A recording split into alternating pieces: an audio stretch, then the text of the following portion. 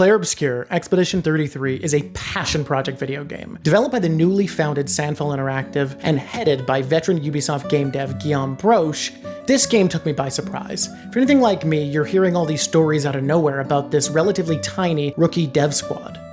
Set in a fantastical Belle Epoque era Paris analogue called Lumière, the game takes place in a world where a witch on the horizon paints a new number every year. She's been counting down from 100. The year she writes is the next age of people who will be killed in the Gommage, which is French for erase and is basically a Sakura petal skinned Thanos snap for the uninitiated. But that's not the story I'm interested in talking about. Okay, that's not exactly fair. I love this game, so much about it. Its lore, its setting, its characters, one in particular. But that layer of the game is just a great story. And great stories, while, great, aren't particularly hard to find. What is hard to find is, let's not get ahead of ourselves.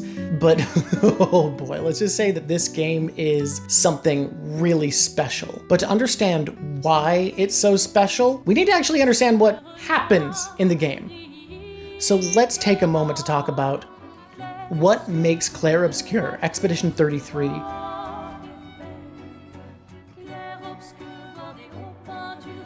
a great story. The Gommage is the driving force of the game, which we enter as 34 is just about to tick down to 33. Our skinny, bushy-haired, and one-armed protagonist Gustav is only 32. His lifelong love, Sophie, however, is 33. This Gommage will claim her. Immediately, the themes in this opening are insanely rich. We could spend hours on the prologue alone. Two things of note to me are our playing as Sophie to immerse us in the weight of her inevitable death, and the subtly implied backstory between her and Gustav, wherein he wanted children and she couldn't condemn them to this hopeless world. Each decision is scalpel precise, and each concept is followed through on so many interconnecting levels. Sophie insists you can pass on legacy without your own child, which Gustav proves by leaving his work in the hands of apprentices who see him as their hero. Then Sophie proves Gustav right by deciding to spend their last day together as lovers, deciding that life has value even though it ends. The two prove each other are correct, not with their words, but with how they live their lives. But Gustav acts as a role model for more than just his apprentices. Our secondary protagonist is a 16-year-old girl named Maëlle. She's Gustav's scrappy, adoptive sister, daughter, ward, an orphan with no connection to this world besides Gustav himself, who tries to teach her to find joy in life. Hobbies don't always have to be useful. I'm enjoying the uselessness of today and readying my usefulness for tomorrow. And soon, I'll get to do a lot more than throw rocks. She's lost an untold number of adoptive parents to the Gommage, and Gustav is her one remaining connection to this world, and that last connection is about to be severed. Or at least it should be. In Sophie's death, Gustav has lost the hope he had for a child of his own. With nothing to hold him back, Gustav is committed to a task nearly guaranteed to kill him. Expeditions, heroic campaigns launched from Lumière across the sea to the main continent nearby. Expeditioners set out to slay the paintress and end this. But with such a lofty goal, instead, most of them dedicate themselves to building a path for future expeditions, paving the way for those who come after. Maëlle should be losing Gustav to this decision, but instead, despite being only 16, she chooses to go with him. Gustav is all she has left, so she either loses everything she cares about, or gets to live out one last year with her surrogate father, brother, mentor figure. For her, the choice is easy. But what does Gustav do to have apprentices? His main skill isn't swordsmanship, even though his moves are so fly that just Paper Mario-style dodging his girlfriend inspires a man to invent flash portraiture. It's nice to know something of us will remain in the world after today. No. Gustav, genius magical engineer he is, created the Lumina Converter, a magical essence called chroma, the lifeblood of this world, is used for spellcasting as well as to create runes called pictos. What's important here is that usually someone can only use 3 pictos, but Gustav intends for his expedition to not be so limited. Mechanically, the Lumina Converter allows the party to take any Picto used through 4 battles and equip it using a pool of Paper Mario-style skill points, instead of spending your limited Picto slots. Narratively, it means Gustav's expedition will be bleeding chrome out the eyeballs in a way that no expedition before could ever dream of. They could have any number of Pictos activated as Lumina, at least several times what should be possible. Thematically, the Lumina Converter labels Gustav as the protagonist. After all, what is a protagonist but a character who the story is written through the decisions of? And by rewriting the very language of this world's energies, Gustav is doing that about as literally as possible. At this point, I should mention this video isn't going to be a comprehensive dive into the game, which you'll probably notice in how little I touch on gameplay. It's basically the Dark Souls of Paper Mario games, if that helps. I do hope YouTube becomes flush with the deep dive videos that I'm not making, because this world deserves all the analysis it could have. Instead, I'm going to be going through in just enough detail to support the deeper analysis to come later. But looking at what this script has become since I first wrote that line, it turns out just enough detail is send help. We find out that Lune, the magician of the expedition, tracked the landing spot of the first ever expedition, the only one known for certain to have had survivors. Our crew sets out on her trajectory and lands to see a man with white hair. Only in our crew's earliest childhood were people allowed the privilege of growing old. But instead of answering questions about why he's old, the man starts killing everybody, along with a bunch of body horror hand monsters that fire magical laser beams. These monsters, Nevrons, are the primary threat to expeditioners. Nevrons come in all sorts of horrible shapes and sizes, from balloon boy to hand monster to goth mommy to goth mommy to goth mommy to goth mommy to puppy. When these creatures kill expeditioners, they have their bodies petrified, giving us opportunities for environmental storytelling where we find the bodies of former expeditions leading up to or surrounding their final journals. Gustav, somehow alive after this, decides to help the white-haired man complete his 100% Expedition 33 speedrun. That's a TOS safe way to describe that, right? But Lune shows up, reminding him that the oath they swore was to carry on no matter how many fall. We're the only ones left. You don't get to die. After wandering hopelessly, they find another expedition. Oh, he's dead! Well, on the plus side, a mysterious message nearby says Mael is still alive. The message says to head to where the coral is, which is a forest, somehow both underwater and not. Kelp flows, enemies swim in the air, fish surround us, and yet our characters walk and breathe. It's a surreal landscape and not made less so by the gaudy door to nowhere in the middle of a broken down coral shack. Oh, turns out nowhere is an incredibly gaudy mansion. Inside we find Mael writing at a desk. She's shocked to see us and introduces us to a horrible crater-faced smoke man as a friendly guy who's been helping her out, and we're introduced to him as the curator. From now on, this crumbling train wreck of Parisian statuary will stalk us, showing up to camp to upgrade our gear, because Baldur's Gate 3 decided every campsite needs a horrible, gaunt, gray man with skin issues. Mael then introduces us to Noko, a tradesman from a species called Gestrels, who are creatures of myth in Lumiere City. They're fun little bundles of ADHD and violence, always looking to trade and fight. They're basically every idea of a video game NPC boiled into an adorable wooden body, like Warhammer orcs shoved in a pose doll.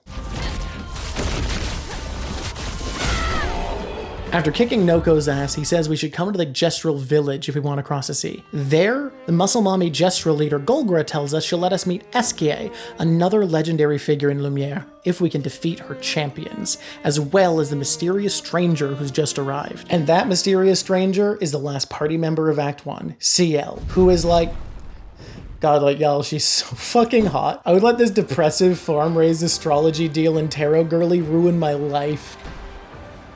Even if her weapon is the least practical thing I've ever seen. Like, how the fuck do you even swing a double-bladed scythe without just cutting yourself in half? Fuck it, I gotta go test this.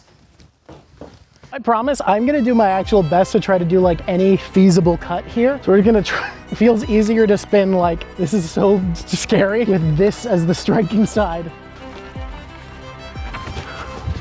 Ah, shit. No, we can do this. So that's something. Oh, wait. Actually, that's cool. That could be cool. Ow! You follow through any movement and you hurt yourself. This sucks. Ow. Fuck. Alright, that's enough. Now that we've assembled the party, let's talk a bit about their personalities, because here's where I had an initial critique, and it's a strange one. They're so human, so real in their texture, that they're less immediately digestible. What do I mean by that? So, say a character is a charming scoundrel, right? If an author sprinkles in archetypal actions that a charming scoundrel would do, we understand the bulk of who they are just like that, in an instant. And then we refine our image of who the character is by how they vary from that archetype.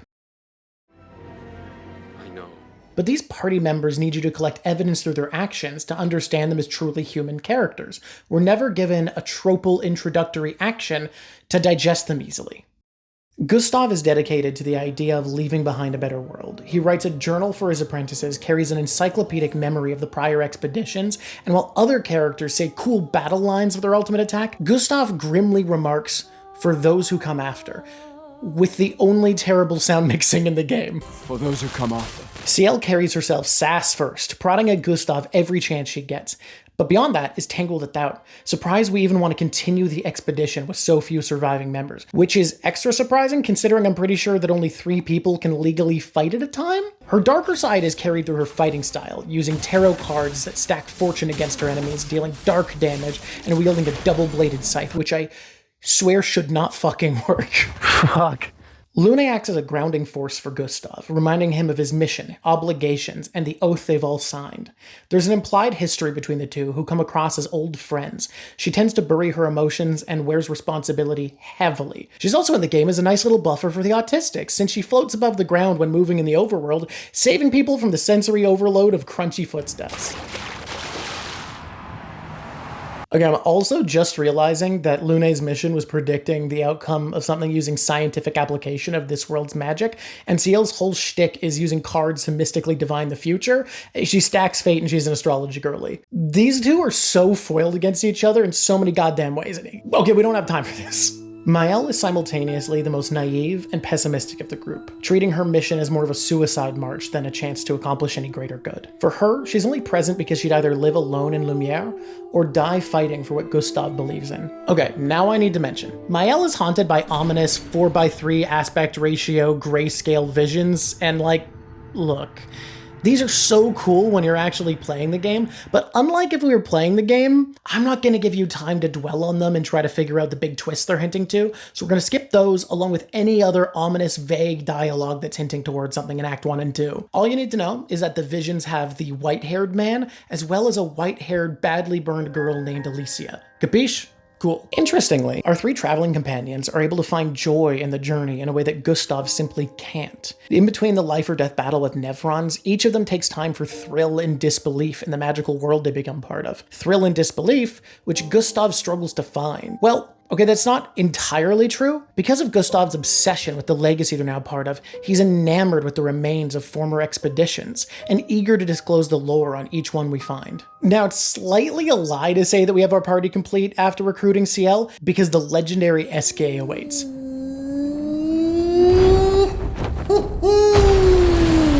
Bonjour, mes amis. Y'all, I cannot describe to you why SKA is the best boy. You just have to believe me when I say he is absolutely, bar none, bestest boy. He's so good, though. If I take time to share the gospel on the Stay Puft Marshmallow god of a French clown, contrarians might say, oh, he's annoying, but no. SKA is literally perfect, and he has a mysterious past with Ciel, and any friends of my girl is a friend of mine. SKA is that powerful? Apparently so. But also lazy. But what he isn't is a boat. Yet. It turns out that SKA, our overworld vehicle of choice, cannot carry others through the sea, despite being able to fly. There's a lot of you to carry. I will need Flory, Who's Flory? one of my rocks. Rocks. He needs magical rocks to access these abilities, which let him convey through tricky terrains, and he needs us to rescue HM03 Surf if we're gonna get to the Paintress. We'll skip the part where SKA believes that his turtle rock companion, roommate, rival enemy, Francois has stolen it, Francois. and cut to where it really is, a spooky seaside cavern with spooky lanterns. The gang fights an absolutely fucking awesome battle against a Nevron called Lampmaster, winning HM03 and a gym badge for our efforts. SKA calls for the party to jump down, Ciel and Lune do so, and suddenly... Like I always say, it's not about the rock. It's more about... Okay, before the end of Act 1, let's go over a theme you may have noticed in more detail. Death. The specific perspective we've been playing with is the acceptance of death, and what we leave behind. Clair Obscur dances with death from its first step. When the Paintress's number ticks down, expeditioners are mostly ignored, sent in a grim ceremony out of tradition more than hope. But for those about to be gamaged, we adorn them in flowers and see them off in a ceremony of love and beauty. Gustav's sister, a city councillor, prepares to make the lives of the last generation comfortable. Lumiere is devoid of hope the expeditions could ever succeed. This is actually reflected in game design. Early on, players are likely to value healing and defensive play. After all, healing is core to so many RPGs. While some will see the ability to quick time their way through fights as a reason to skill grind, others will search out the most effective strategies as the game gets harder. One of these strategies we'll touch on in Act 3. The other is death. Abilities to power up when near death are shockingly strong in this game, as are abilities that prevent you from healing or other ones that make your shield stacks more fragile. Hell, there's even a powerful Picto that just makes you automatically die when the battle starts. Now, you heard that right. There's an ability to just die at the start of the battle, and you can unleash hell for it. So many of the choices in this game instruct you to get real snug with mortality. This uses mechanics to guide you into a two-step with death. And that's so impressive. I'm an advocate for not laser focusing on a project lead and instead giving props to the entire team. But using mechanics to reinforce themes and storytelling requires excellent organization between different departments, and that's the lead dev's job. Fantastic work, Mr. Broche. And I haven't even touched on the most impressive part, in my opinion. One of your strongest tools, Gustav's ultimate attack, is stapled to a signature phrase that draws you further into this dance. Did you really think that a game as carefully crafted as this had Charlie Cox ride up on the mic and state, "For those who come after," matter of fact by accident? Did you think they had that stand out from every other expertly mixed audio cue like a non-smoking section in Paris as a mistake? No. They wanted you to hear it, demanded you to listen. His fully charged attack is a grim reminder of a twist which should have been obvious, yet its own direness obscured itself. Like I always say, it's not about the rock. It's more about... A blast of light fires through Gustav's chest. The white-haired man is here. Mael screams and tries to intercede, but a barrier of inky light stops her. The enemy stands there, holding off, finishing Gustav as he struggles. I believe the devs let us attack over and over again to no avail, just so we could hear Gustav's mantra ringing hollow in the seaside cavern. Ciel and Lune watch in horror from below. Held up by the return of Lampmaster, they watch helplessly as they see flash after flash of red light. Get us up there! A color we've been trained to know only one attack in our party can cause.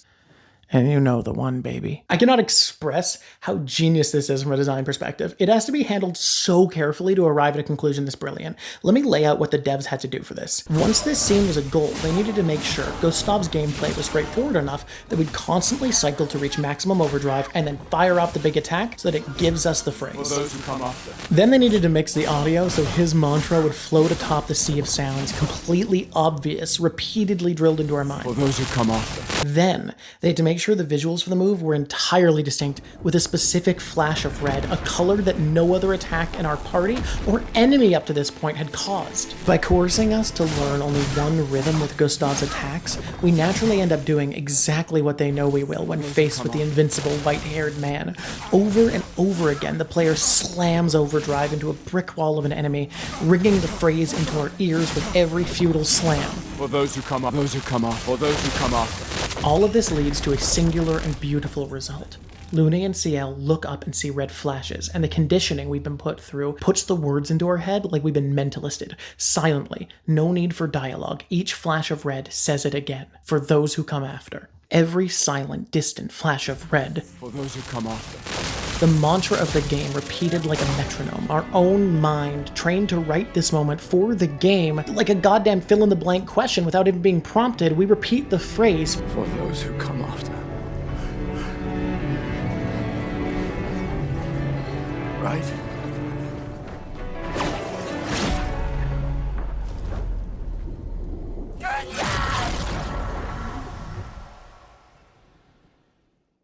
He's gone. And we need to move on. It's what he'd want, what he's telling us over and over again. The enemy rips off Gustav's arm, but before he can advance on Mael, someone shows up. Act 2. Somebody shows up.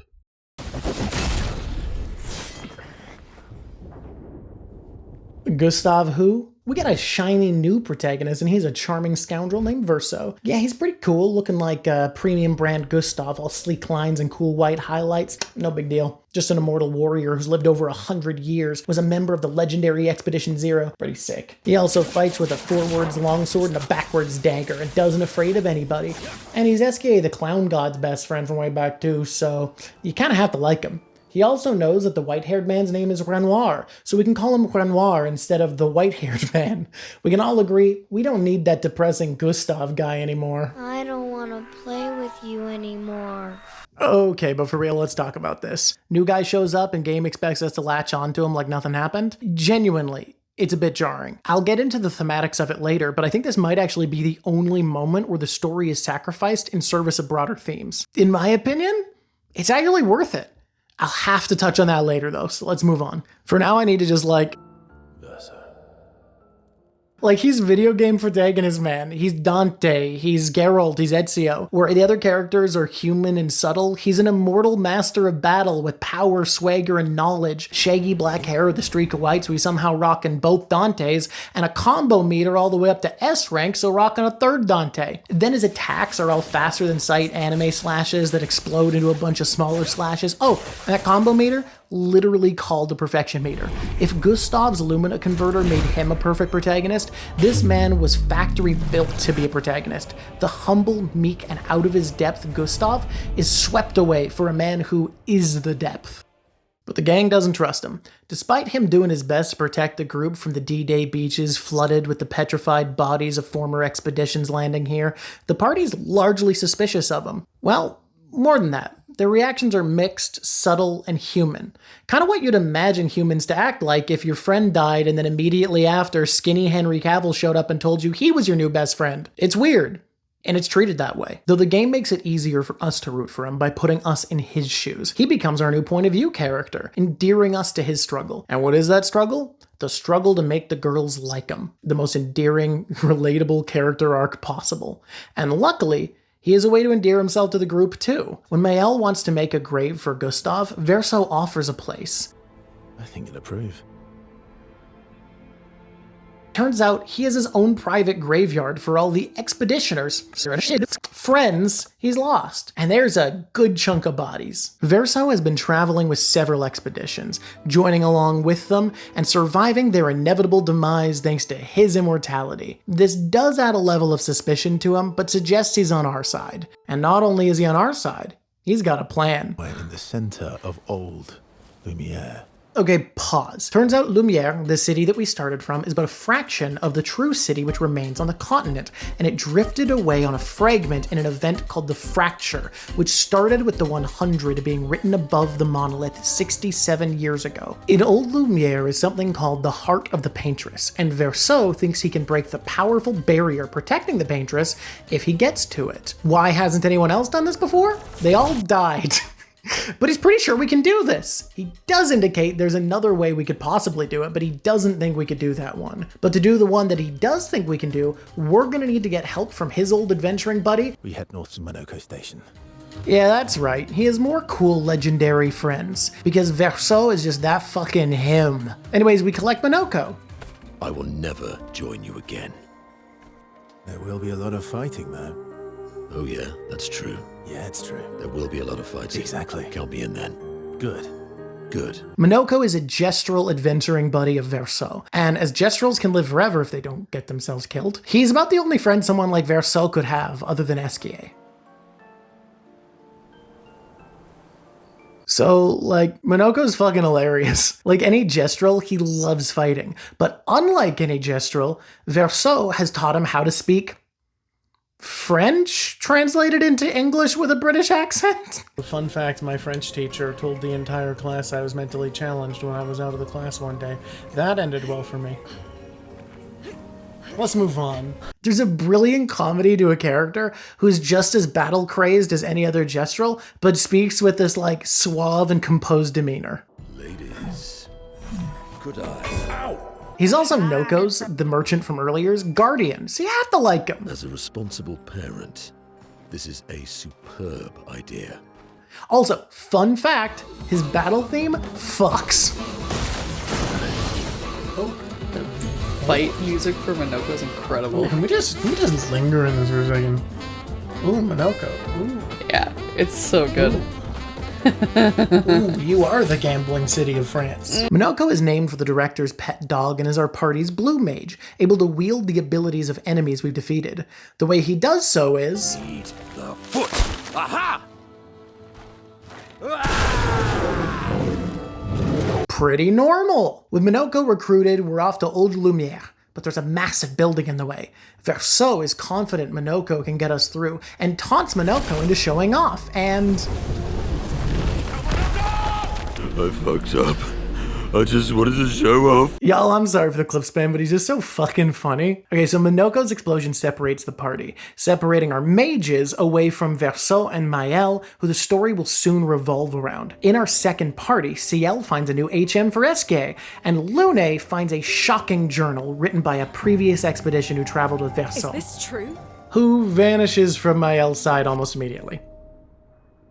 Verso? At the end of an empty field, she finds a mansion, which seems somewhat familiar to her. The appearance of the mansion leads us to believe that this is the manor that we've been accessing through mystery doors around the world. As she approaches, the door swings open, revealing the badly burned Alicia, Renoir, and a mysterious, faceless woman. Verso screams that his plan was to convince them to open the door for Maëlle and charges. Unfortunately, he screams his surprise attack and is stopped by Renoir. Lune arrives and reveals the secret she's learned. Renoir is Verso's father. You know it to be true. As much as this reveal demands a pause of the story, Verso insists we got fish to fry, so the party takes on Renoir. And this time, we're a lot stronger. But after our victory, there was a horrible loss. Minoko's son was collateral in the battle.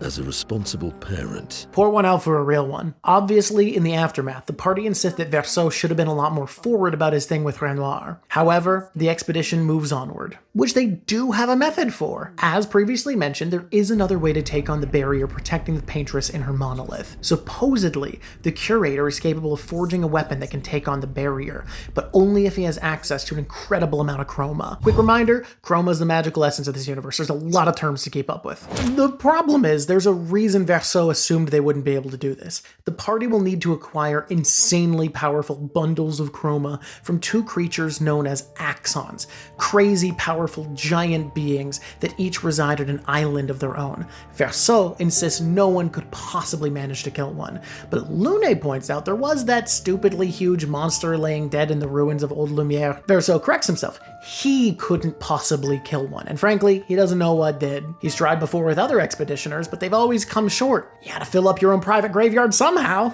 But Maëlle points out that the others didn't have access to Gustav's Lumina Converter. So let's talk about that Lumina Converter now. Through this section are several camp conversations that build bonds between our characters and highlight their personalities. Before, the Lumina Converter, a symbol of protagonist status, was owned by Gustav. Fitting this, most of the personality we gained from the girls was the different ways that they would interact with Gustav and what they meant to him. Lune supported him, Ciel teased him, and Maëlle gave him someone to fight for. Hey, you said it, not me. But in Act 2, our girls aren't vehicles to push forward the protagonist, but their own actors. They speak their own minds, have their own motivations, and take command over conversations with Verso, despite him being our point of view character. Part of this comes from Verso's arc in Act 2, being one of needing to prove himself instead of one of needing support. But it is deeper than that. There's narrative tension here. The Lumina Converter, the identity of Expedition 33, is firmly in the girls' control. Like the alpha of a pride of lions, Verso is our protagonist, but only with their permission.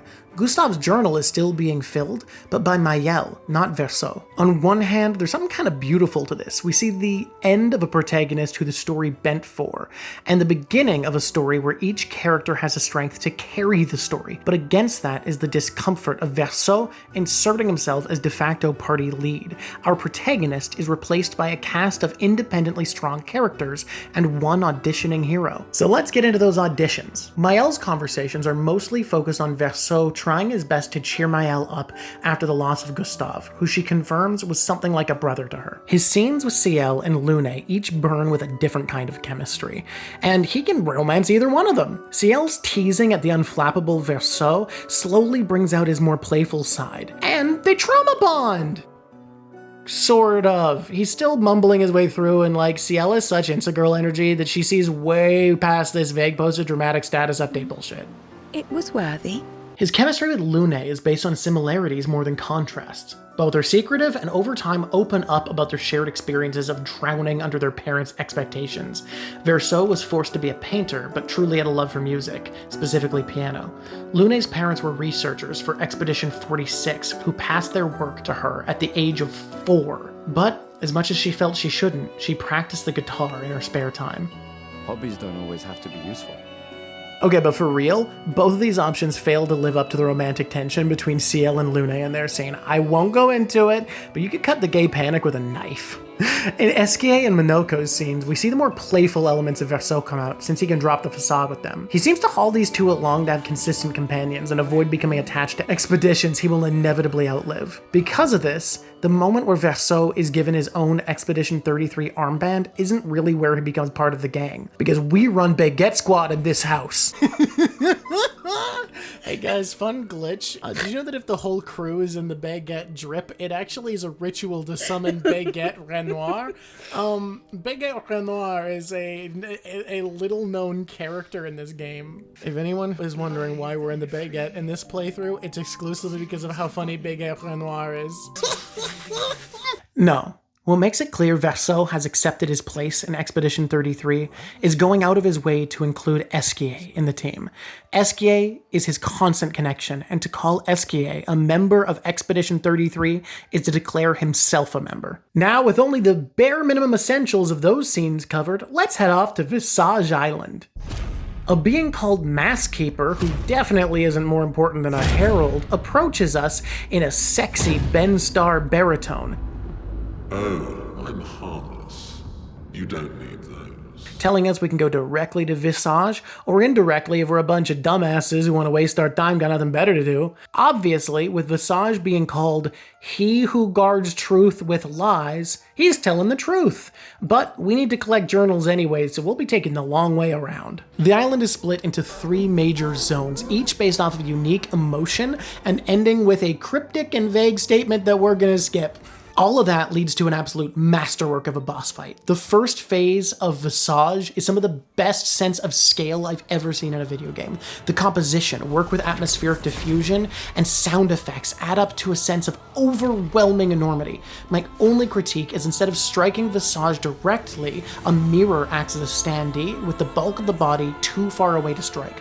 Honestly though, that sacrifice is absolutely worth it because the devs are able to achieve a sense of colossal size that it's hard to imagine otherwise, and I can't pretend it isn't worthwhile. But at the end of the battle, when Visage is defeated, the stage goes black, and the Maskkeeper struts in what might be the most incredibly fucking baller intro scene of all goddamn time. It turns out he was the real Axon. We're all shocked. At the end of that fight, he releases a swarm of masks to take control of our party. But Ciel is able to resist the mask of determination because she says, "This mask can't hurt me. Because it is me." So, Undertale reference.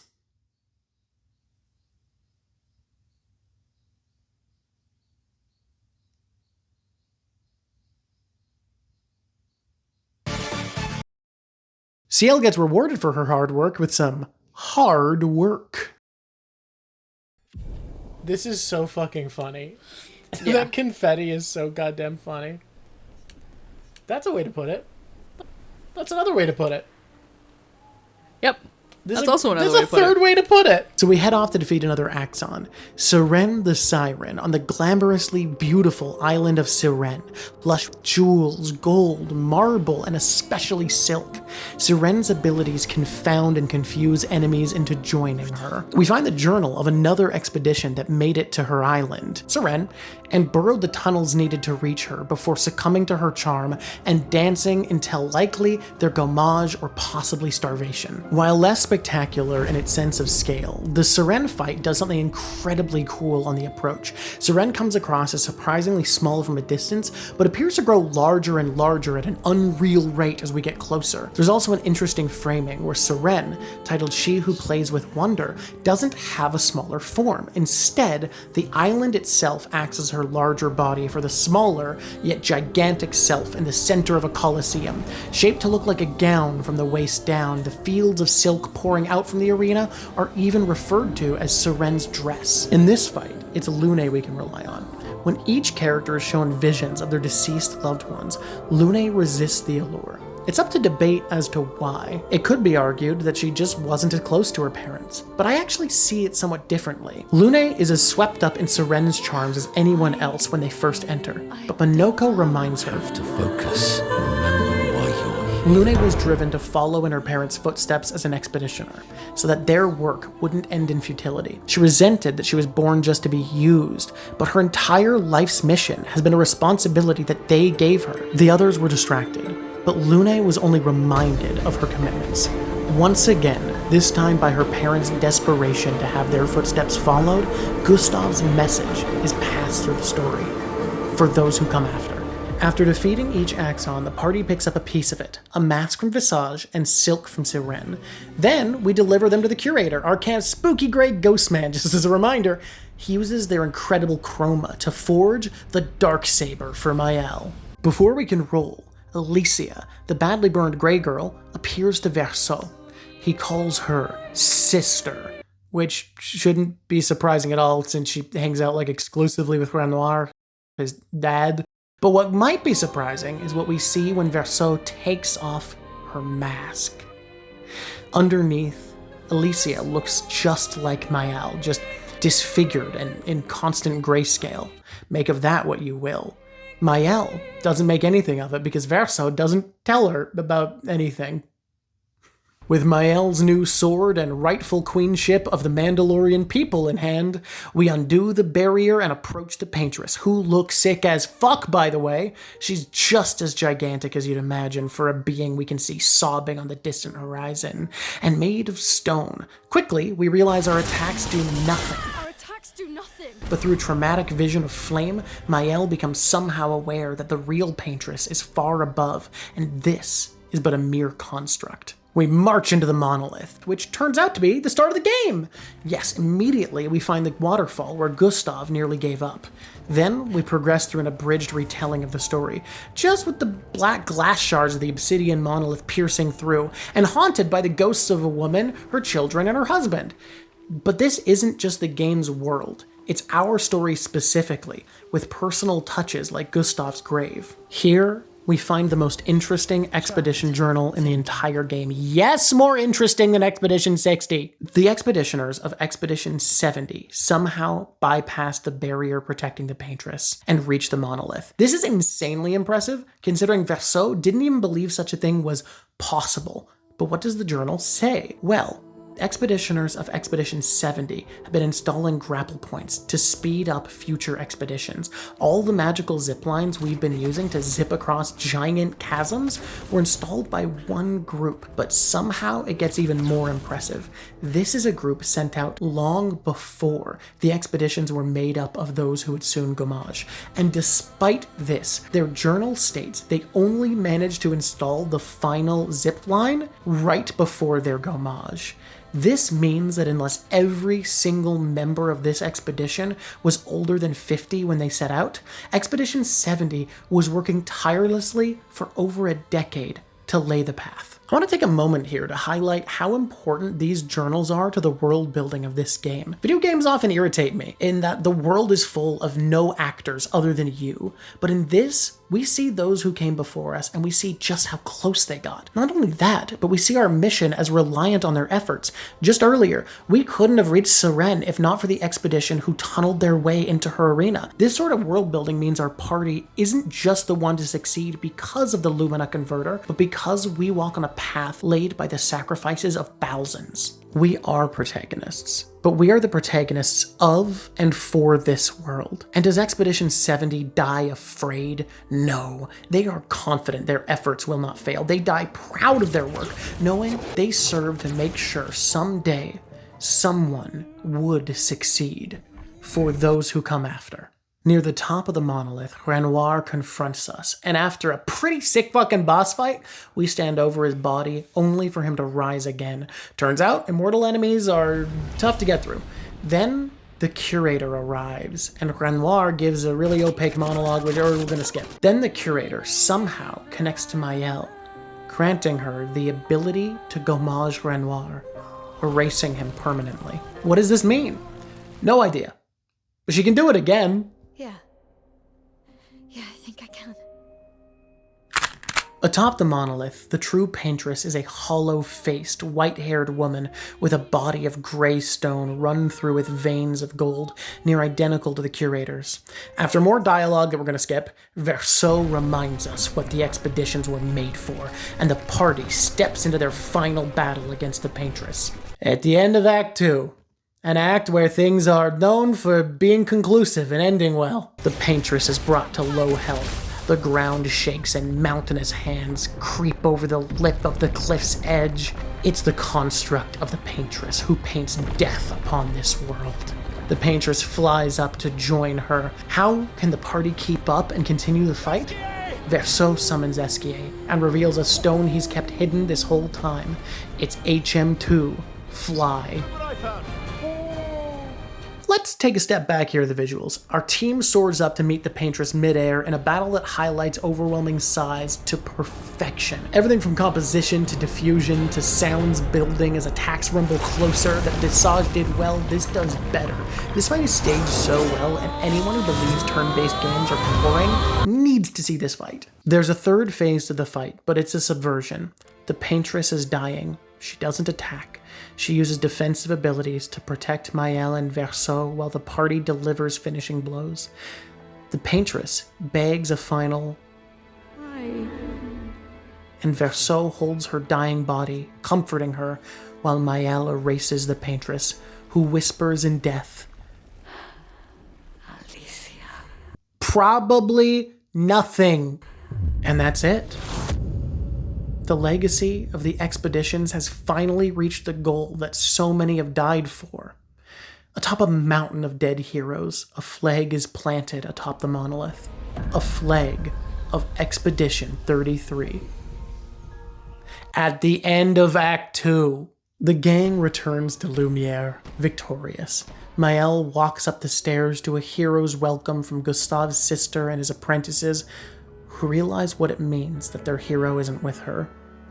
She hands them Gustave's journal, which she's been adding to, and a ripple bursts forth from the monolith. Gustave's apprentices turn to dust before the book can even be opened. This scene hurts. It comes from nowhere. One character after another fades until eventually Ciel and Lune do, while Maëlle runs her hands through their evaporating bodies before she herself fades away.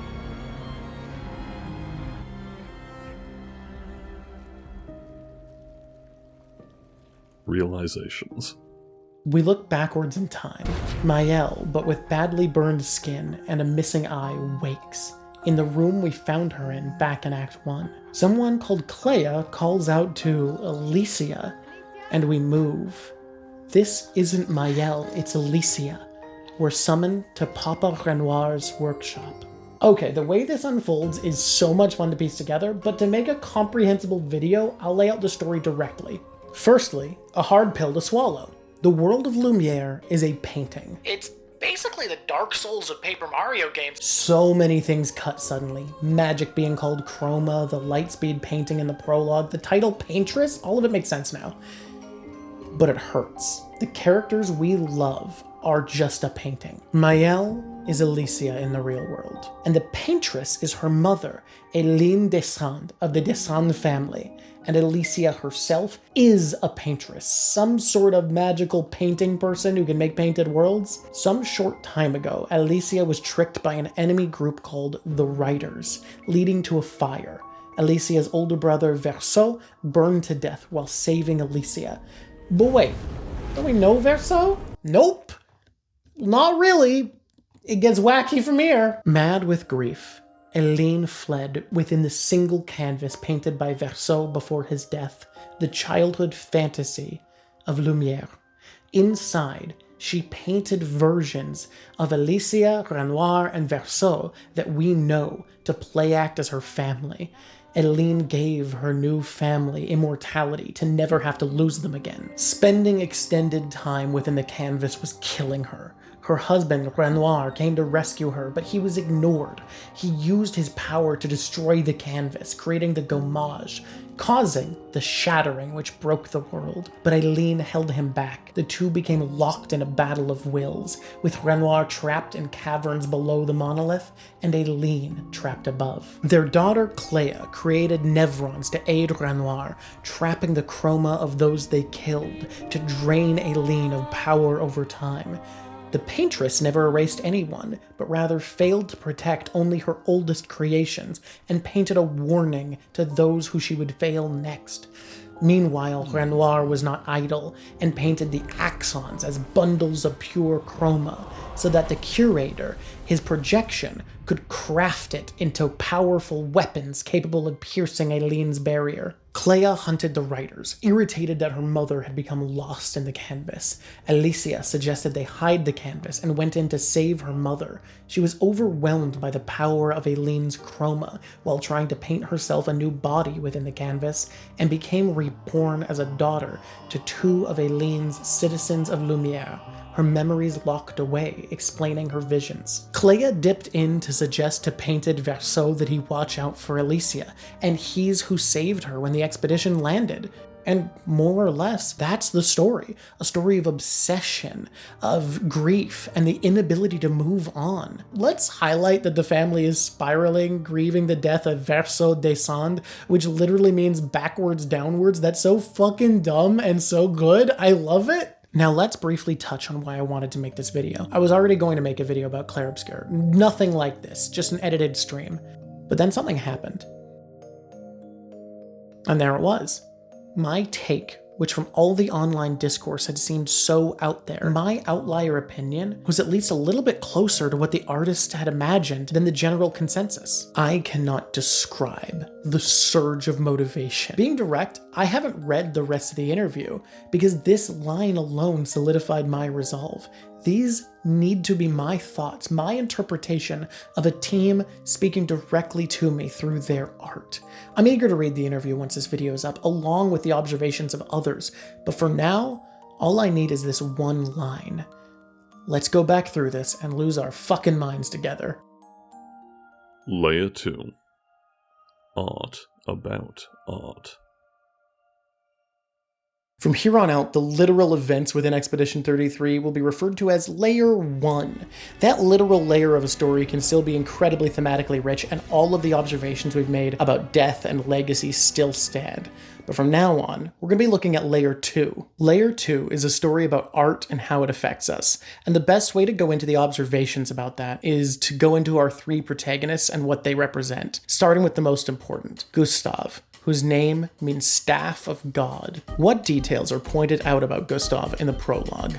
His skinny build, bushy hair, and the fact that his organic parts are completed by a metal arm. The Lumina converter wets Gustav in the pigment of his world, allowing him to write the story of his expedition in the world's own color. His dance with Sophie is used to create a beautiful artwork, and before leaving, his unruly hair is cut to be sharp and precise. This is a painting. The god of a painting is its painter, and the staff of a painter is their paintbrush. Gustav is that paintbrush. He is the tool of the art used to paint our story. And just for a little more evidence, the Gestrels even call Gustav Mr. Brushface for his mustache. Speaking of gestrels, a gestural is an early practice sketch using vague lines to draw energy, weight, and motion more than an actual figure. Gestrels are obsessed with action, have untrimmed paintbrushes for a head, and the body of a pose doll that would be used for practicing gestrels.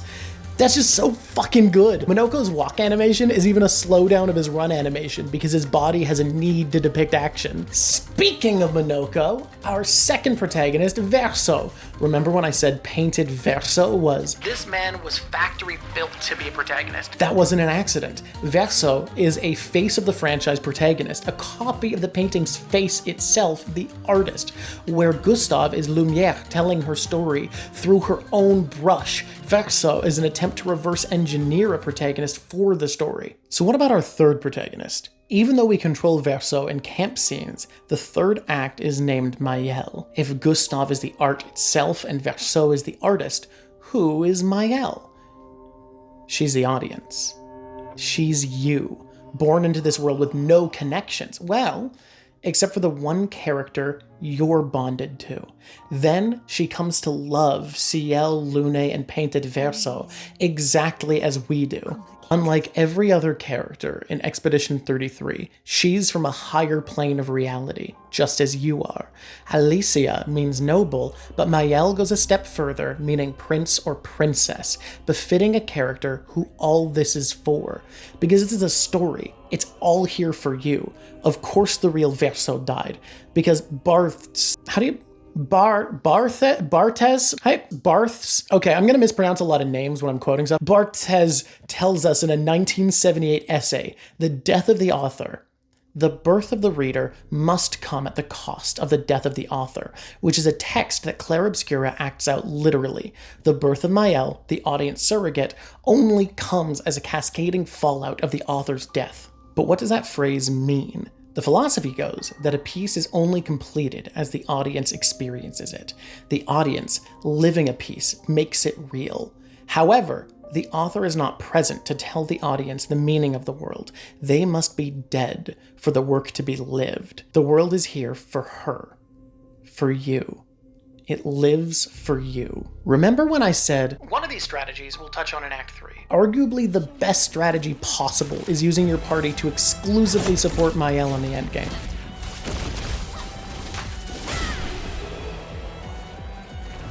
138.6 million damage. Once again, the world bends for our protagonist, even mechanically.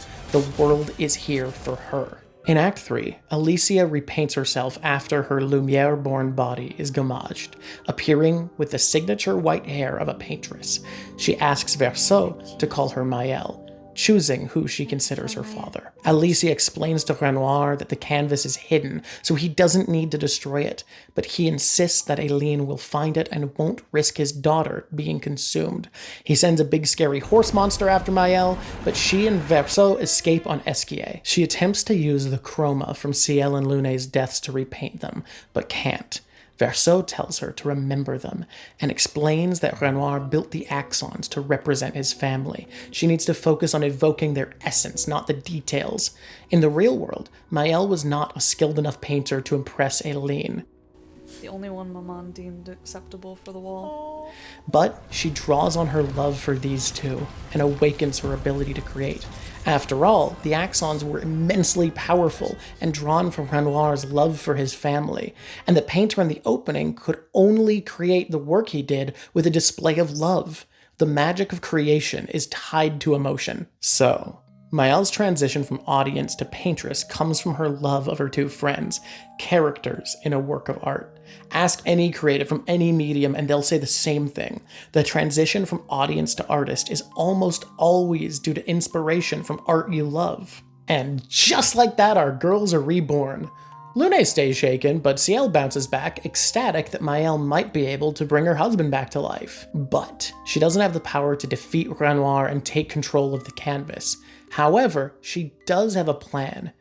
She gathers chroma from every petrified expeditioner from around the world, ready for the final assault on the monster who threatened to erase their very existence. The greatest expedition in history. Every expeditioner, everyone who gave their life for this battle, given a chance to fight for their world. It's pretty baller. In this act, you can rush the final fight, but you'll probably do the absolute piles of side content. However, we're only going to touch on that as necessary. For now, rush the point. You charge through Lumiere past Renoir's monsters and the ghosts of Expedition 32, who would have followed you had your expedition failed. The ghostly expeditioners all fight with Gustav's animations. As you pass Gustav's home where this all started, remember, for those who come after. Maëlle reaches Renoir and begs for the canvas, the last piece of Verso to survive. Renoir wants the painting to live, but doesn't trust his family not to destroy themselves with it. We have to fight if we're going to save the world that we and Maëlle have come to love. I treat you as if the shadow from the worst day of our lives is going to suffocate you and take you from us too! The final battle with Renoir is so cool. He transforms into his ghost form and unleashes all 4 axons. Accept things as they are, not how we want them to be. Which is funny to say as you summon your parable version of your family.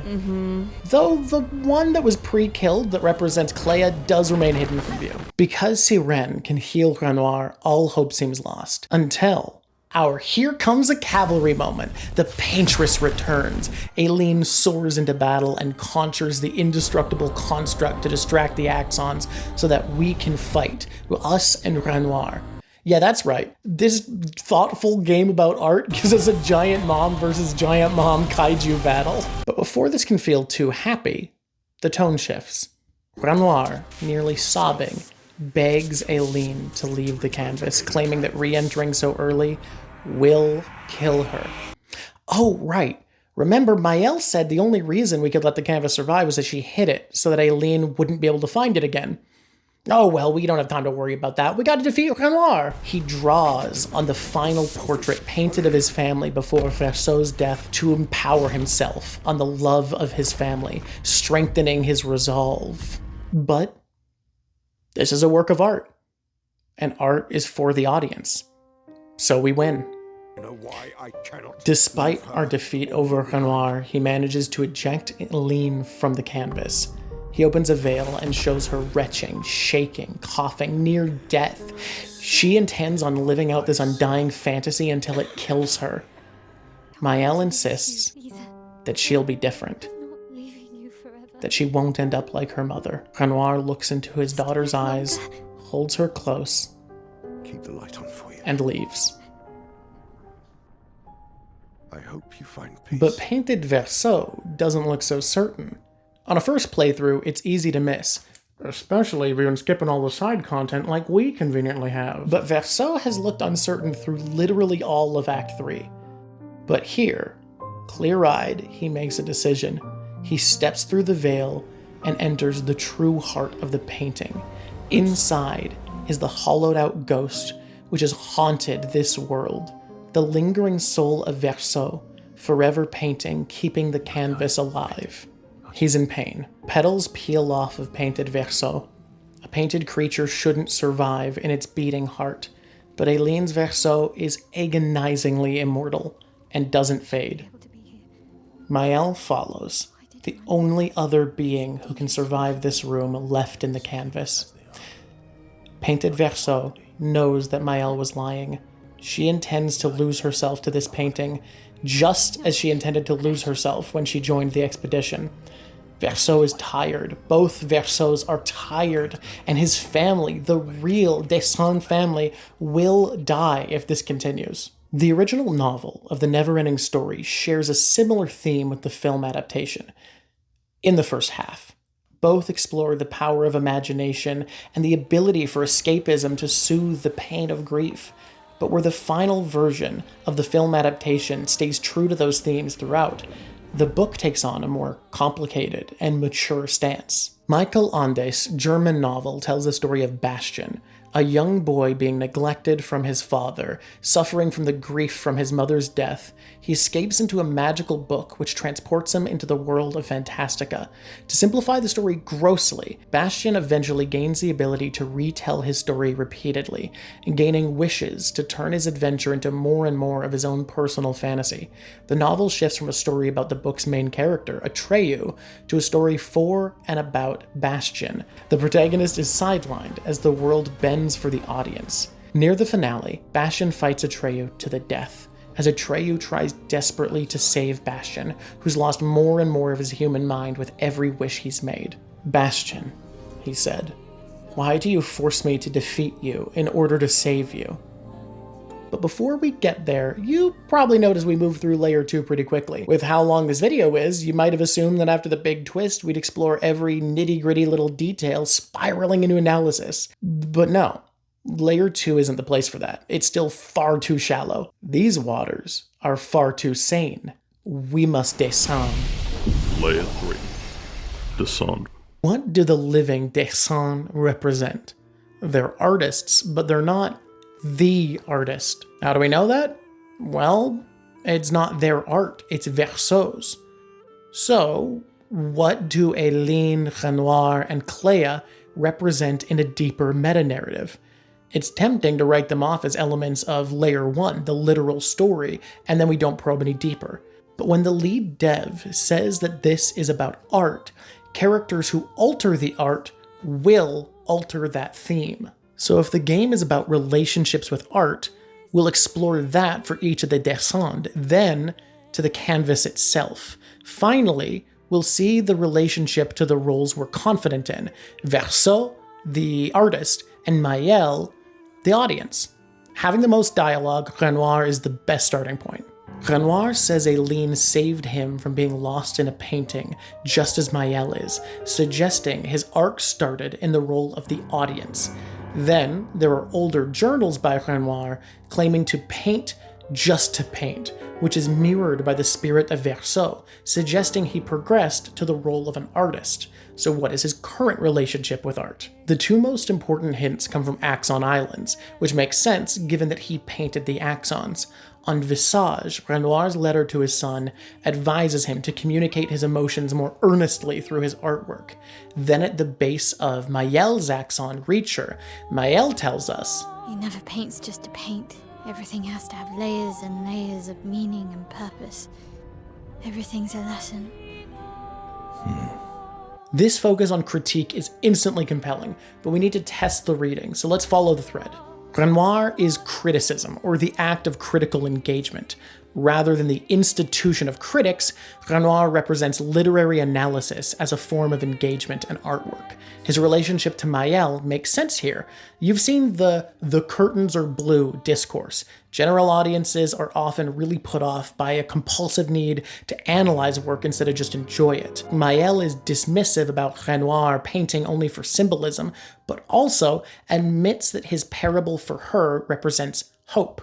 Renoir was once in the role of audience, lost in work, and now soars above. He hopes Maëlle will follow his steps and soar. But what of Renoir's other addition to the canvas? The gommage, an act of love which destroys. Well, that cinches it. Art only lives in being experienced, the audience breathing life into it. Many theorists add that art dies in analysis. To lay out her parts and examine them, the viewer is no longer within the piece. Their perspective is far above, and the life they breathe evaporates. And yet, this critique is an act of love. After all, would you spend hours writing a video essay for something you didn't love? Probably nothing. So what about Eileen? Well, she trained her family, takes ownership over their artwork, and evaluates what deserves presentation. She was also once part of something called the Council of Painters, so she's part of an institution. But I'm gonna be honest, all the evidence is for show, because a little bit after I came to my conclusion for what her relationship with art was, the game outright said it. She's changed. She no longer cares for the act of painting, only what her paintings can achieve. Oh my god, this is so in line with what I've been saying. Art is a thing to be owned. So what is her relationship to the canvas?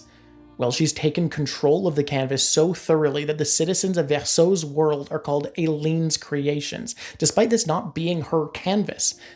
But isn't it? The monolith would suggest as much. Her domain is a recreation of the game's world. But wait, remember when I said, but this isn't just the game's world, it's our story specifically. No, she doesn't just own the world. She owns the story, the game itself. Aileen is corporatism in the arts. IP holders, studios, and investors. She extends the art into a withering version of itself, painted idealized versions of the characters, and disallowed them death. The strongest enemies on the monolith are beings of black and white named Clair and Obscur. By ruling the monolith, she is the literal owner of your story. Aileen owns the story and won't let it die, while Critique pleads that this obsession is killing her and the art that they love. Consider Painted Verceaux, the over-the-top, action man, cool guy protagonist under this framework. Verceaux is the beating heart of this artwork. Every soul is a fragment of the love he poured into this world, and this strained husk carries on, keeping the paint flowing. Painted Verceaux, then, is a corporate representation of the art itself, meant to embody this thing she can't let go of. With Aileen and Renoir as representations of corporatism and critique, we can find out what the game says about these forces by what they paint. We've already touched on Aileen's version of Verceaux, but her version of Alicia is equally telling. Passive, obedient, marred, and silenced. She, the audience, is blamed for the death of the artist, who died for her and considered a passive observer. Her version of Renoir, however, is more interesting. If Renoir is the art of critique, Painted Renoir is corporatized critique, review media. Instead of fighting corporate control, he acts as its bodyguard and validator, being served power in exchange for obedience. He witnesses a world he should love die while reveling in his own authority. The corporatized review is the death of our somber, less corporate-safe protagonist, Gustave. So what does Renoir say about the dessin? The critique of Verceaux, the artist, is a master of masks. He who guards truth with lies. He lies, obfuscates the earnest art, hiding his true self behind a construct of masks, then further behind guises even after being found out, instead of exposing his deepest soul.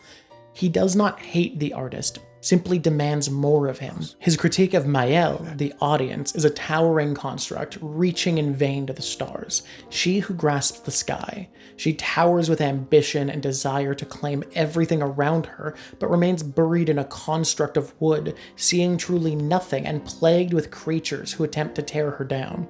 And for his wife, Aileen, corporatization of art, we see a creature who is singular, she who plays with wonder, a fitting name for one who can wield and own the majesty of something as grand as artwork, play with it as a possession or a toy. Like a studio owns the art of the artists they hire, Aileen owns the art of her family, and Sirene owns those who oppose her. Now, let's discuss the family member who has driven me mad in my quest to understand her. Clair Obscur. Clair has so little information that we need to go through an investigation. According to Verceaux's ghost in Clair's first workshop, she added a nightmare creature to Verceaux's dream world in order to spread night with its light, meant to evoke the chiaroscuro painting technique from which the game draws its name. The technique uses a contrast of dark and light to make the lights appear brighter, just as adding darker elements to a story can make the joys burn brighter. For instance, grim, depressing moments make a potentially bitter ending taste nothing but sweet. So Clair edited in the Lampmaster, a nightmare to haunt Verceaux's painting and add contrast to the bright joy of his dream world. It's no mistake that the last enemy Gustave defeats before Painted Renoir slays him is Lampmaster. Gustave's death is the darkness the story needed for the light to glow more brightly. Bet you didn't think that scene needed more genius setup around it, but you got it anyways, babe! Bam! But Clair has a newer workshop, one where she once again tweaks Verceaux's world. Here, Clair tirelessly paints Nevrons. This area is cool because the whole scenery is just made of, like, floating Nevrons. Oh my god, you're right. I didn't even notice that at first. That's so sick. And they shape them and pose them and backlight them so you don't notice at first. It just looks like a structure. Yep. It's all just different floating Nevrons. Well, edit that. It's Aileen's painted Clair who paints the Nevrons. Well, scratch that. It's actually Clair's remodeling of Aileen's painted version of Clair, which she took over and set to the task of painting Nevrons. But why? In our Layer 1 story, Clair needed the war between her parents to end. All the humans of Verso's painting should have their chroma reabsorbed by Aileen, allowing her to resist the gommage forever. So the Nevrons were created to trap the chroma of their victims in stone, weakening Aileen over time. However, Clair is a strict perfectionist who tries to destroy her faulty Nevrons. Her relationship with art is a skill, a talent, something to be refined. She both understands and demands technique. How does this outlook apply to the painting? Well, Clair is the only one able to paint over another's work, which she uses to hide and alter Aileen's copy of her. She also tricks that painted self's lover into slaying her father's Axon version of herself. That being was a parable of responsibility, a creature bearing the weight of civilization on its back. Rejecting representations of herself and the ability to paint over others had to be the most important hints. But this racked me for literal days. A hatred of being represented and the ability to override art, I couldn't negotiate them. I nearly gave up on this whole reading altogether because I couldn't resolve these two ideas, and Clair is too important to the story not to fit into this. But then I considered something. What if she doesn't hate being represented? What if she hates being seen? Suddenly, it lines up brilliantly. A need to be invisible, introducing techniques needed for a stronger story, the ability to override artwork. There is one role that fits all of this: the editor. It is often said that a good editor should go unnoticed, and Clair is certainly a good editor. Her impacts are subtle, and without going out of your way, you won't even realize what a large role she had in the story. The only traces of her left in this world are a corpse and a voiceless drone working silently to end this. And when finally seen, finally noticed, finally recognized by the player, she takes her exit. To descend deeper, without her Nevrons, the game is just an empty field devoid of challenge to build our party. This might just be for my homies who've done a writing workshop or worked with a professional editor before, but editors get out of bed just to tell you to add more conflict, and her creations certainly add conflict. Plus, let me point out, her entire mission is just hassling a bunch of writers. That right there, that's an editor. Oh, and if we're mentioning Clair, the comments are going to go ballistic if I don't mention the over-the-top, insanely cool, hardest fight in the game, the secret boss, Simon.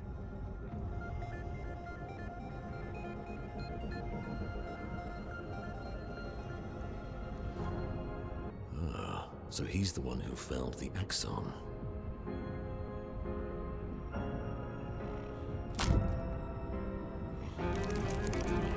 Simon. Lore story short, painted Clair fell in love with Simon of Expedition Zero, and real Clair hated this. So she repainted painted Clair, then repainted Simon into Super Simon, and tricked him into killing the Axon who represented Clair. Then she sicked him on Aileen, who told him the truth and convinced him to go kill Renoir down under the monolith. Renoir fucked with his brain, drove him mad, and now the two were roommates. So what does he mean in the broader metatext? I don't know, guys. The best I got is he could be the editor's scalpel, since Clair uses him to remove the Axon she doesn't like, and gives him the ability to gommage the slain out of the canvas. So, could be symbolic of the editor's scalpel, or the devs thought the Slave Knight Gale fight was super fucking sick. Wait, shit. No, what the fuck? Again, I just say something flippant and jokey and I go, oh, but is there more to this? And yeah, there's more to this. Yes, there is. Think about it. If Simon was just aesthetically reminiscent of Gale from Dark Souls, it wouldn't need to mean anything. But the illusion is way deeper than that. Way deeper. Immediately, Simon is in the same position as Gale, a final boss not needed to beat the game, yet its hardest fight. That would be enough to draw comparisons, but it goes so much deeper. Gale, like Simon, was sent by a paintress who paints to fix a rotting canvas. Gale and Simon are only so strong by being infused with the pigment of worlds. Both seek to free their paintress from a prison. Both linger in a world where all other humans have turned to ash.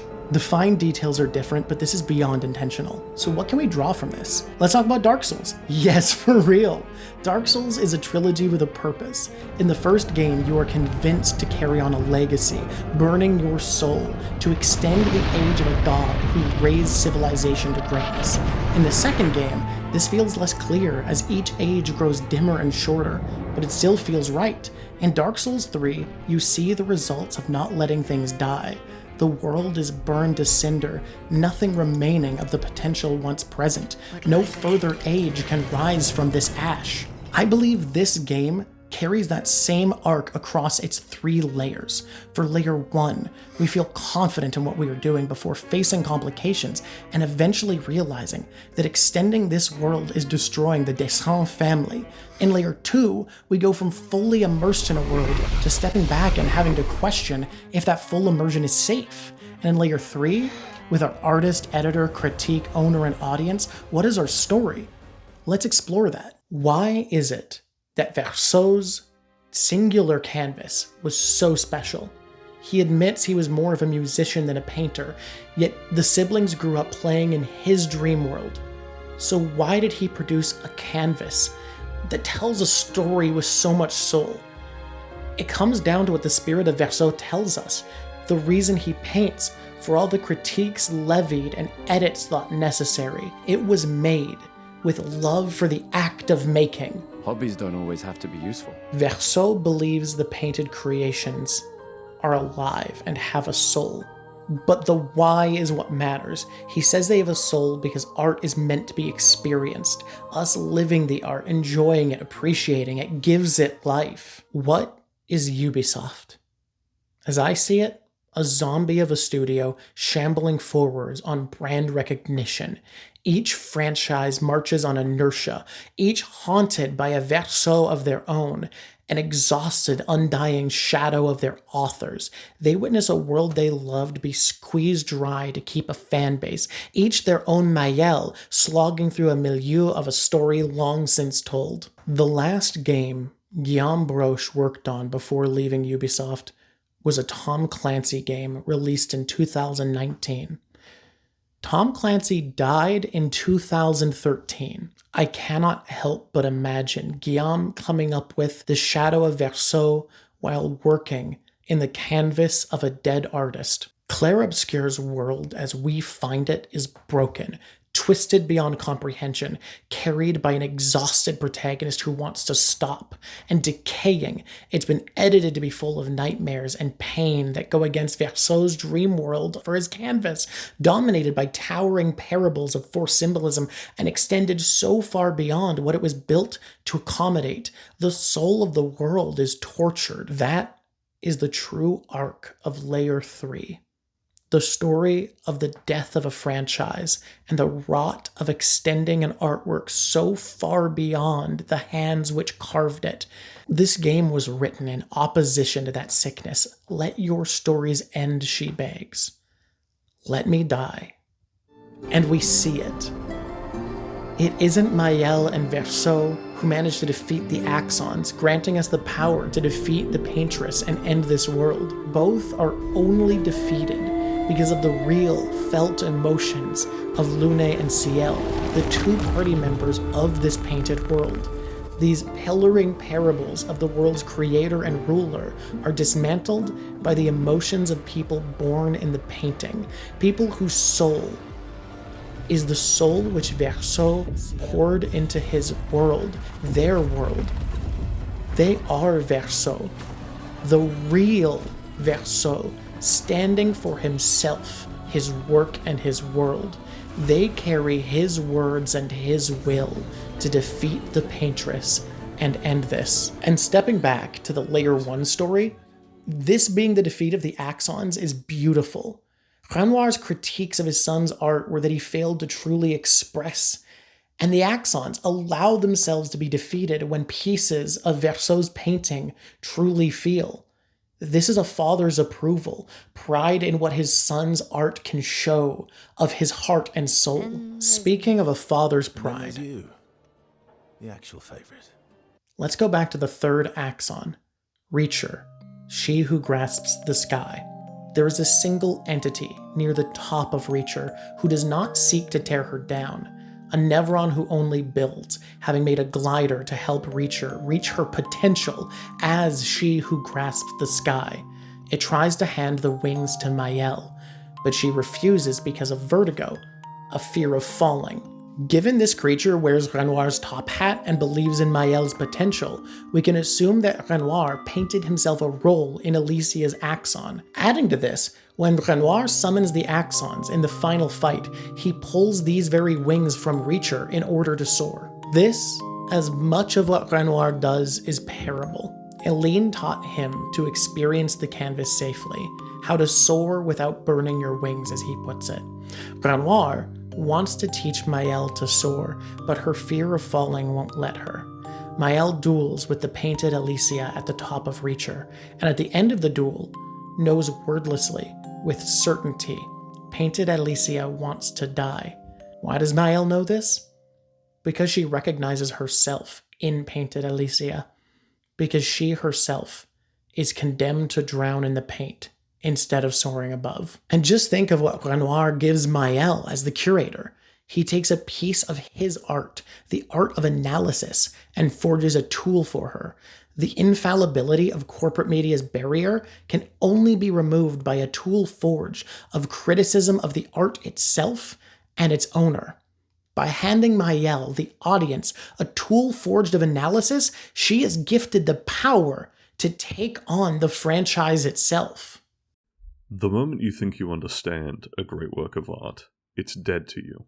Oscar Wilde. As of writing this, I am 45 pages deep into this script. I beg this game to please, please, please stop having so much depth to find. My brain is gonna fucking melt. It can't keep going. It can't. And yet just, I find more. I keep finding more depth no matter how far I go. There keeps being more layers of symbolism and meaning to find. And yet, I persist. For those who come after. Which, for this essay, I guess, is you. So what do I give you? What value is there in a 48-hour video about a game? Is this the obsession Clair Obscur warns us to avoid? Well, I don't think so. And I think I can give you something. I can give you the same tool that Renoir gives to Maëlle, a chance to soar safely. As I've said, Renoir represents the art that is critique, the thorough analysis of the media you consume. By letting yourself drift above stories and take things in from a bird's eye view, we can learn to enjoy artwork without losing ourselves. The wings Renoir offer Maëlle are the tool that he knows how to build. And in a sense, it's the same exact tool her other father figure offers her from his workshop, the Lumina Converter, something to allow her to take apart the elements of the world she finds herself within and safely use them to her own convenience. Renoir offers her the tool of analysis. Analysis, like the Lumina Converter, takes apart the stories we find ourselves within and makes them our own, something we can use for ourselves. And here, I realize something. If what I offer you is analysis,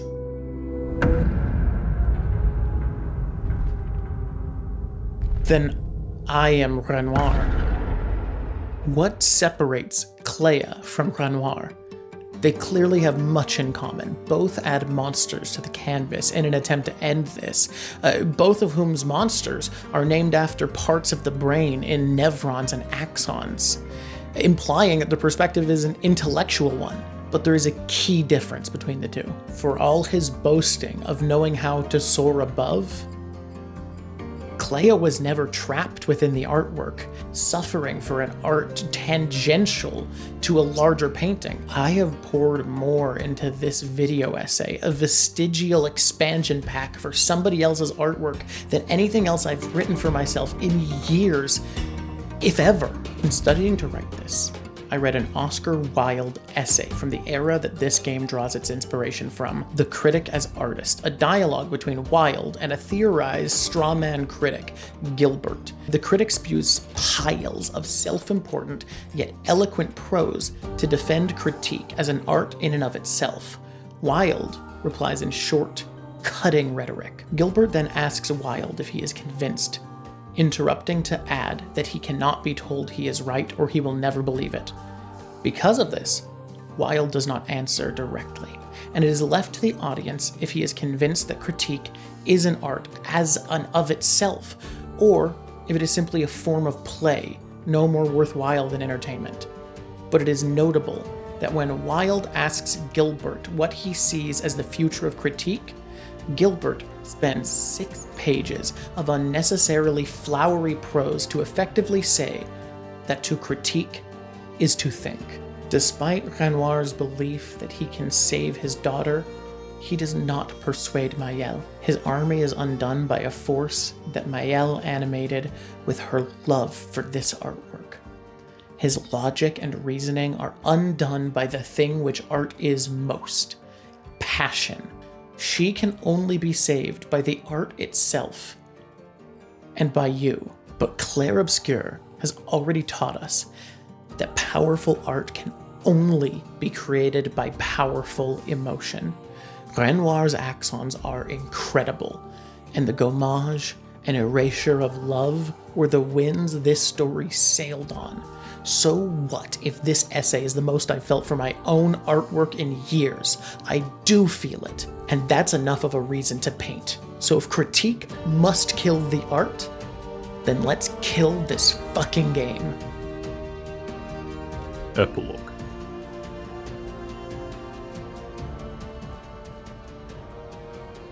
Verso was meant to be the perfect hero. For a long time, he tried to convince expeditioners that Renoir was the true threat and to save the paintress.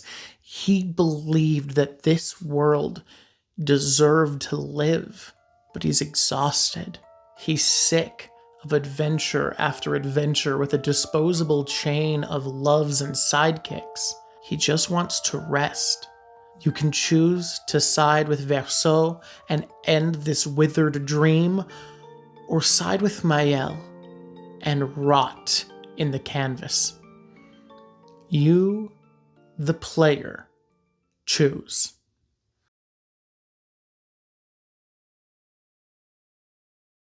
Remembering who he had once been, Atreyu saves Bastion before he can fully forget himself.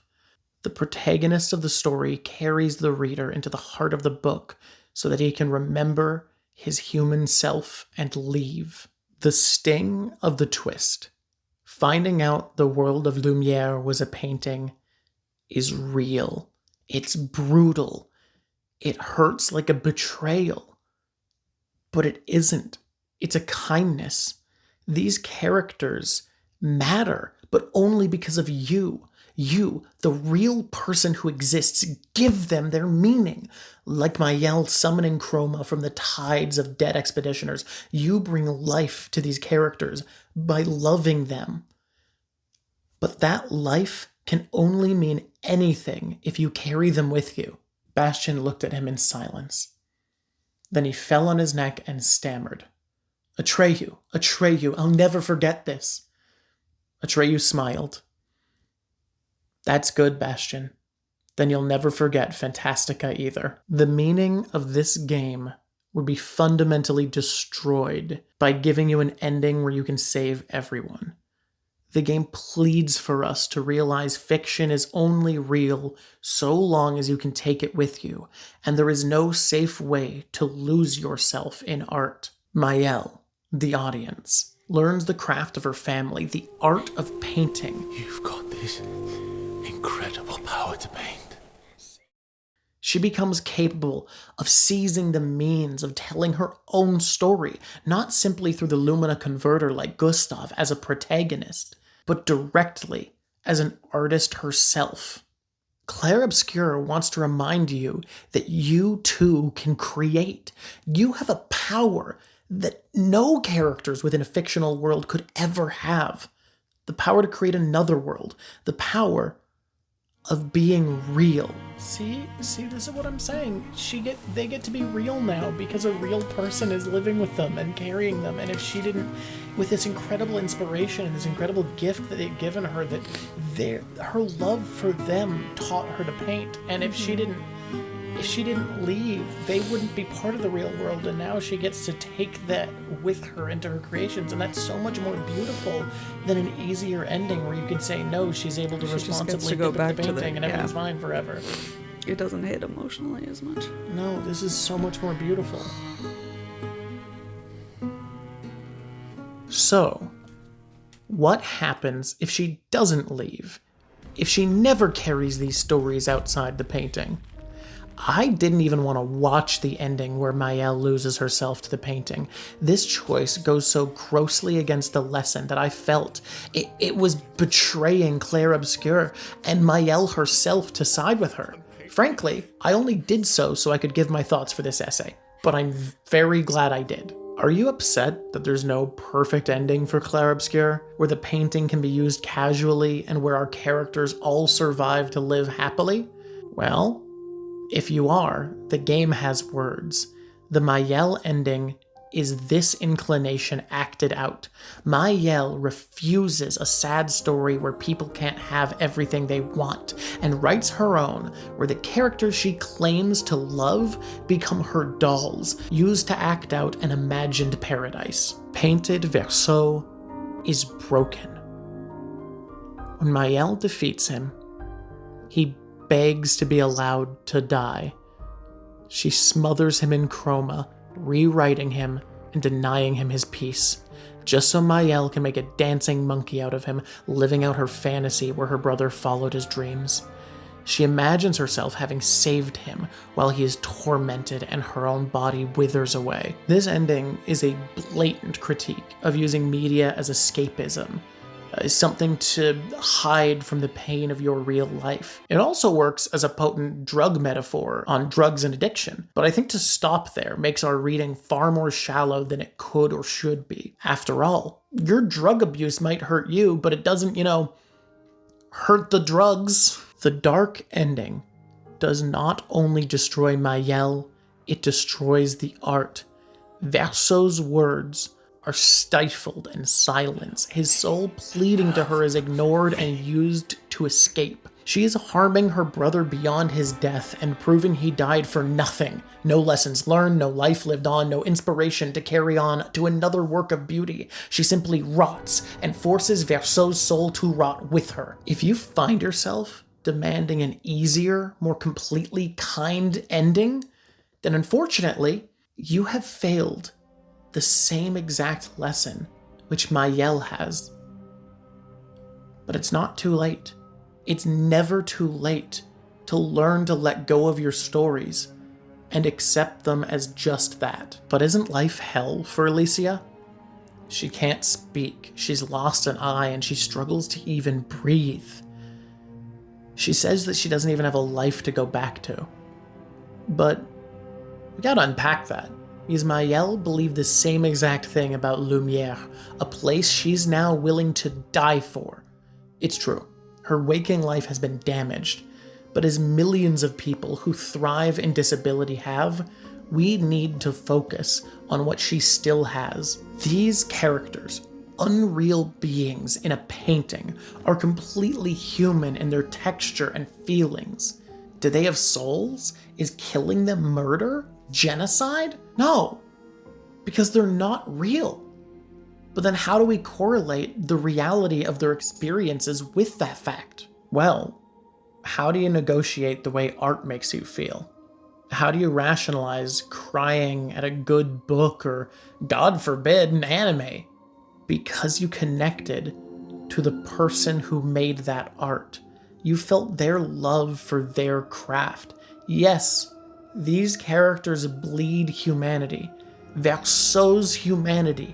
They are human because they are words, communication. They are a story told from one person to another. So, are Gustav's efforts for nothing? If everyone he fought to save died anyways, didn't he strive for and die for nothing? The reality is completely reversed. He and all other expeditioners strove to reach a goal, certainly. They gave their lives building towards the mission of slaying the Paintress. But did they really? The work they put in, the lessons they learned and passed on, what was it actually for? On layer 1, within a work, we can say that a character's motivation is whatever they want to achieve. What about outside of the work? What is the purpose of a fictional character in the real world? I think there is an answer to this, and it's to inspire you, the viewer. We get so hung up on the fake realness of our characters that we lose how to really make them real, letting them live on through our actions. Everything these characters do, the piling strength they push forwards, was so that Maëlle and the others could carry them into reality.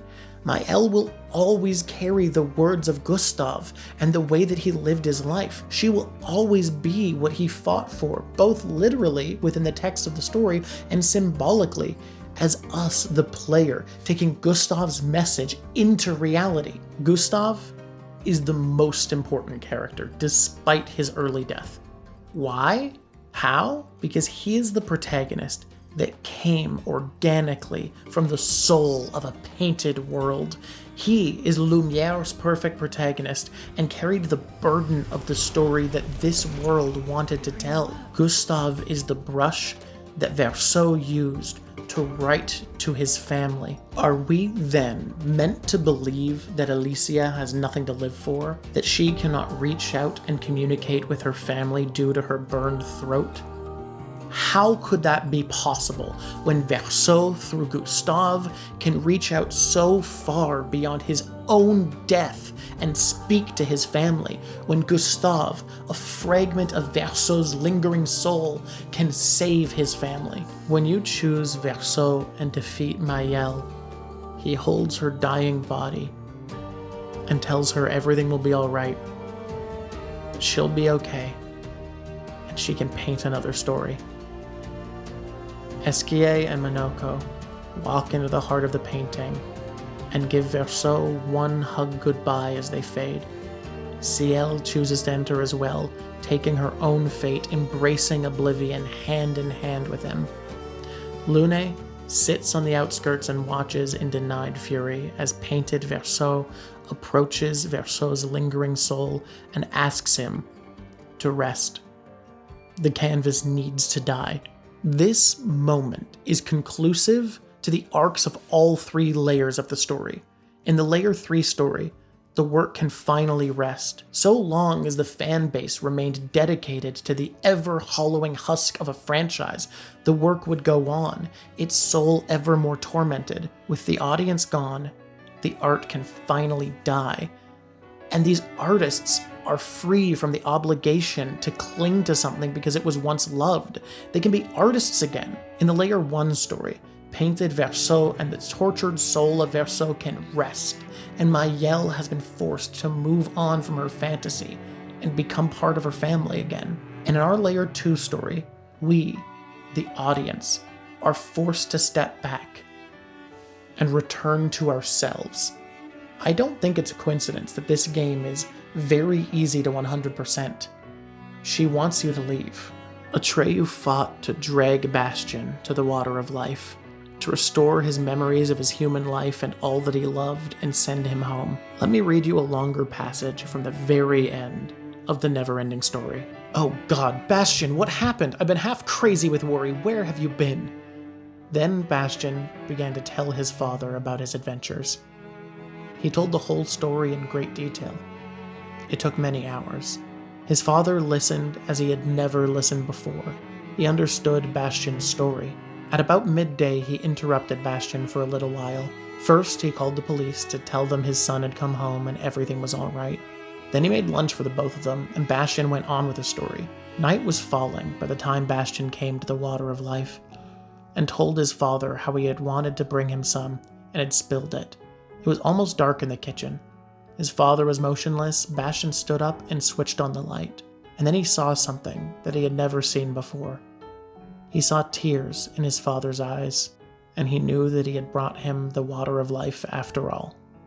It can be difficult to write a story about the dangers of escapism since you risk coming across as being against media itself. But escapism isn't dangerous because art is bad, but the opposite. Becoming lost in art is so tragic, precisely because it takes something that can connect us like nothing else and strips that quality. The Descent family stand at the grave of a beloved son, whose very humanity touched them all beyond death. The family is damaged, but healing. And as they walk away, Mayel, Alicia, sees something. A flash of all of the characters she's grown to love. In the other ending, their artificial lives were extended within the painted world, but here, they truly live on. Alicia will always carry these characters and verso through them into whatever she chooses to paint next. It's nice to know something of us will remain in the world after today. After all artists carry what they love into their next works. Dark Souls, The Never-Ending Story, Oscar Wilde, Undertale, Dante, Barth's, Baldur's Gate 3, both Dante's, Paper Mario, a third Dante. Gustav fought for the real people who could carry his story and his world into new worlds, new paintings. He did it all for those who come after, in every way. Those who come after just turned out to not just be the people of Lumière, but also the Descent family. And more than them, those who come after are you, and all of the worlds and characters you can make. Clair Obscur knows that it hurts to find out all these characters you love are just a work of art. But it also wants to remind you, that's literally all they ever were. Gustav really is just as real as Mayel, but that's not because he's real, it's because she's not. What she is a lesson. Wisdom being passed on from one real person to another. So, what will you do? Are you gonna lose yourself in someone else's art? Or will you paint?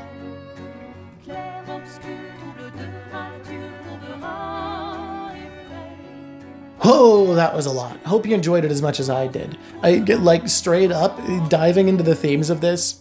The essay has changed how I'm thinking about stuff. Like, I'm not gonna buy the new Pokemon game now because I think I convinced myself to let franchises die. Thank you so much for watching. This is such an absolute blast. If you want to support future projects like this, I want to make more projects like this. I'm gonna get the editor to flash by other video essays I bet you want to see that. You want to see that one. It's about like Eldritch Gods and AI. That sounds fun. Join the Patreon if you want that to happen.